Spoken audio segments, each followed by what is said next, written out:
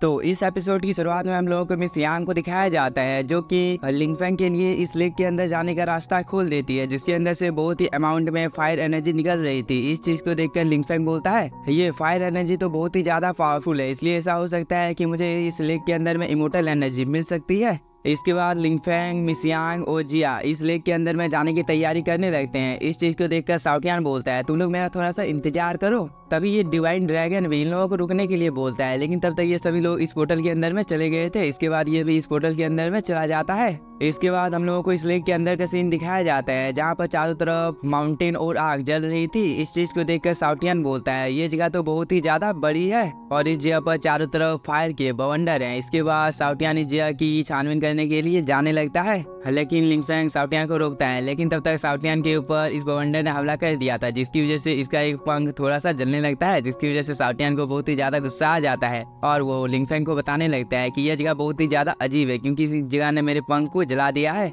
इसलिए हम लोगों को इस जगह को पार करने में थोड़ी सी प्रॉब्लम हो सकती है। इस पर मिस यांग इन सभी को बताने लगती है कि यह जगह बहुत समय पहले एक एशियन युद्ध का मैदान था और मेरे ट्राइब के जितने भी ज्यादा पावरफुल लोग थे, उन सभी लोगों ने इस चीज को इस जगह पर कैद कर दिया है। इसलिए जो कोई भी इस जगह को पार करने की कोशिश करेगा, वो हमेशा इस जगह पर फंसकर रह जाएगा। लेकिन अब हम लोगों को चिंता करने की कोई भी जरूरत नहीं है, क्योंकि इस जगह का एंट्रेंस प्रतिबंध अब धीरे धीरे कमजोर हो चुका है। इसलिए अब तक शाओटियान जिंदा है, नहीं तो इसकी मृत्यु कब की हो गई होती, क्योंकि यह फायर बहुत ही ज्यादा पावरफुल है। इस पर शाओटियान बोलता है, तब तुम लोगों का एंचेस्टर सच में बहुत ही ज्यादा पावरफुल होगा। इस पर जिया शाओटियान को बताने लगती है कि immortal ancestor 33 heaven immortal code के नंबर 1 वॉरियर थे।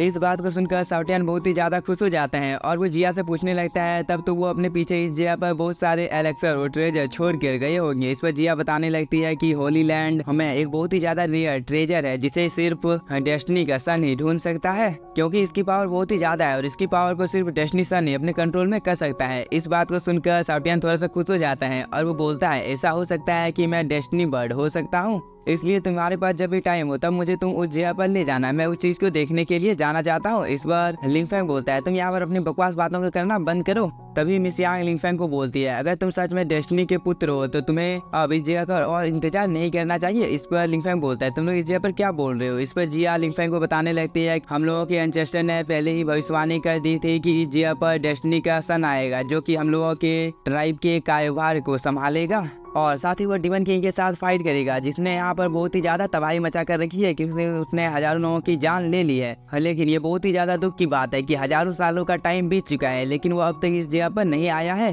तभी लिंगफेंग के अंदर में जो ड्रैगन होता है, वो लिंगफेंग को बताने लगता है कि तुम्हारी दाहिनी ओर एक 9 पत्तियों वाला फ्लावर है, जिसकी पावर बहुत ही ज्यादा है। इस बात को सुनकर लिंगफेंग इस ओर देखने लगता है, जहाँ पर एक बहुत ही ज्यादा पावरफुल फ्लावर होता है, जिसके अंदर से बहुत ही अमाउंट में स्पिरिचुअल एनर्जी बाहर निकल रहा था।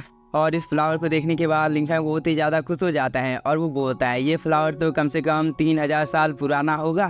तभी मिस यांग भी इस फ्लावर को देखकर बोलती है, इस जगह का वातावरण एक फेरी के जैसा है।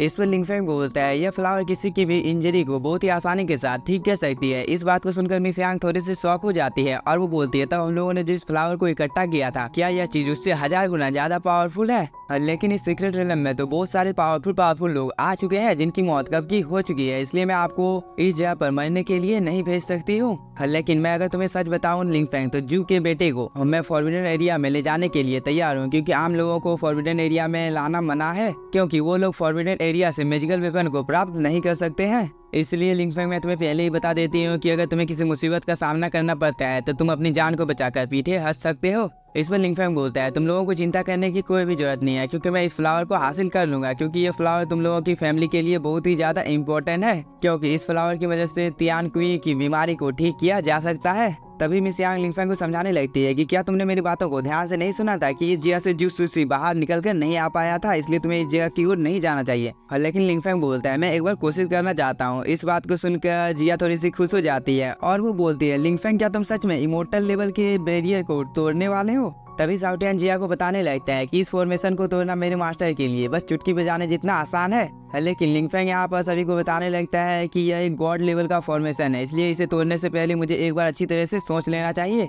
इस बात को सुनकर जिया बहुत ही ज़्यादा खुश हो जाती है और वो बोलती है ये तो बहुत ही ज़्यादा अच्छा है, क्योंकि हम लोगों के ऊपर प्रतिबंध लगा हुआ है, इसलिए हम लोग चाहकर भी इस चीज़ को नहीं तोड़ सकते हैं। लेकिन लिंगफेंग इस जिया पर ऐसा कर सकता है। इस पर लिंगफेंग भी आगे की ओर जाने के लिए तैयार हो जाता है, लेकिन मिस यांग को बहुत ही ज़्यादा यहाँ पर डर लग रहा था, इसलिए वो लिंगफेंग को बोलती है तुम अपना ख्याल रखना। तभी लिंगफेंग के अंदर में जो ड्रैगन होता है वो लिंगफेंग को बताने लगता है कि इस फ्लावर के नीचे में एक ट्रू इमोर्टल मास्टर है जिसकी पावर बहुत ही ज़्यादा है।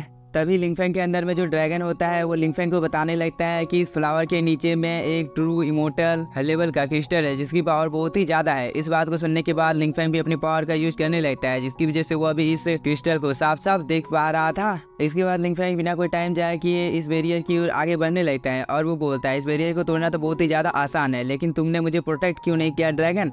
इस पर लिंगफेंग के अंदर जो ड्रैगन होता है वो लिंगफेंग को बताने लगता है कि यह जगह बहुत ही ज़्यादा कमज़ोर है, इसलिए इस जगह पर जितनी भी ज़्यादा एशियन चीज़ें हैं मैं उन सभी से नहीं डरता हूँ। इस पर लिंगफेंग ठीक है बोलकर एक टेक्निक को परफॉर्म करने लगता है, लेकिन ये सीन यहीं पे कट होता है। हम लोगों को इस एल्डर को दिखाया जाता है जो कि किसी के साथ मिलने के लिए आ गया था और उसके साथ जो कुछ भी हुआ था वो इन सब चीज़ों के बारे में इसे बता देता है। इस पर ये लड़का भी इस एल्डर का इस जगह पर स्वागत करता है। तभी ये एल्डर बताने लगता है स्नो ट्राइब बहुत ही गंभीर रूप से घायल हो गया है, इसलिए मैं इमोर्टल स्वॉर्ड सीनियर से इस जगह पर इंसाफ मांगने के लिए आया हूँ। और ऐसा जिस लड़के ने किया था वो एक आउटसाइडर था। इस बात को सुनकर ये लड़का थोड़ा सा शॉक हो जाता है और वो बोलता है एक आउटसाइडर। तभी ये एल्डर बताने लगता है कि वो लड़का बाहरी दुनिया से आया है और उसके साथ मिस यांग ने अपना हाथ मिला लिया है, इसलिए उस लड़के ने मिस यांग के साथ मिलकर हम लोगों के ट्राइब को डिस्ट्रॉय करने की कोशिश किया था। इस बात को सुनकर ये लड़का भी थोड़ा सा शॉक हो जाता है और वो इस एल्डर को बोलता है वहाँ पर जो कुछ भी हुआ था उन सब चीज़ों के बारे में मुझे एकदम विस्तार से बताओ, क्योंकि दादाजी तब तक कल्टिवेशन से हम बाहर निकल कर आ जाएंगे। इसके बाद मैं इन सभी चीज़ों के बारे में उन्हें रिपोर्ट कर दूंगा। इस बात को सुनकर ये एल्डर मन ही मन में बहुत ही ज़्यादा खुश हो जाता है और वो बोलता है अब तुम लोगों के ट्राइब को डिस्ट्रॉय होने से कोई भी नहीं बचा सकता है। इसके बाद हम लोगों को एक सर्वेंट को दिखाया जाता है जो कि अपने हाथों में किसी ट्रेजर को लेकर आ जाता है। इसके बारे में इस एल्डर को बता देता है कि हम लोगों के वर्ल्ड के कल्टिवेशन मेथड और बाकी सभी चीज़ें इसके अंदर में है। इस चीज़ को सुनकर ये एल्डर इस चीज़ को देखने लगता है और वो बोलता है सच में ये चीज़ बहुत ही ज़्यादा इंटरेस्टिंग है और तुमने बहुत ही ज़्यादा अच्छा काम किया है, इसलिए आज से तुम इसी जगह पर रहोगे और आज से तुम मेरे डिसाइपल हो। इस पर ये डिसाइपल थैंक यू बोलता है। तभी ये एल्डर बोलता है मुझे इस चीज़ को अकेले में देखना है, इसलिए तुम क्या इस जगह से बाहर जा सकते हो। इस पर ये डिसाइपल भी एल्डर को ग्रीट करके इस जगह से चला जाता है और साथ ही वो यहाँ पर बहुत ही ज़्यादा खुश होता है क्योंकि यहाँ पर एक बहुत ही ज़्यादा पावरफुल एल्डर ने उसे अपना डिसाइपल एक्सेप्ट कर लिया था। इसके बाद हम लोगों को लिंगफेंग को दिखाया जाते हैं जो कि एक फायर टोर्नेडो के अंदर में फंस गया था, लेकिन उसने अपने आसपास में एक प्रोटेक्टिव बैरियर बना कर रखा था जिसकी वजह से ये टोर्नेडो ज़्यादा डिटेक्ट नहीं पाता है। तभी बहुत सारी फायर एनर्जी लिंगफेंग के ऊपर अटैक करने के लिए आने लगती है, लेकिन लिंगफेंग ने जो अपने सामने शील्ड बना कर रखा था वो बहुत ही ज़्यादा पावरफुल होता है, इसलिए लिंगफेंग को यहाँ पर कुछ भी नहीं होता है और वो बहुत ही तेज़ी के साथ आगे की ओर बढ़ने लगता है। लेकिन तभी उसके रास्ते में बहुत ही अमाउंट में फायर एनर्जी आ जाती है जिसे देखकर मिस यांग थोड़ी सी शॉक हो जाती है, लेकिन तभी लिंगफेंग ने यहाँ पर अपनी थर्मा बॉडी को समन कर लिया था और उससे वह एक अटैक इस फायर एनर्जी के ऊपर कर देता है जिसकी वजह से वह एक ही झटके में डिस्ट्रॉय हो जाता है। इस चीज को देखकर मिस यांग को तो अपने आंखों के ऊपर भरोसा नहीं हो रहा था और वो बोलती है लिंगफेंग ने तो फेरी लेवल के फायर को बहुत ही आसानी के साथ में डिस्ट्रॉय कर दिया है। इस पर जिया इस मौके का फायदा उठाकर बोलती है लिंगफेंग सच में बहुत ही ज्यादा कमाल का है, इसलिए आपको उसके साथ शादी कर लेनी चाहिए।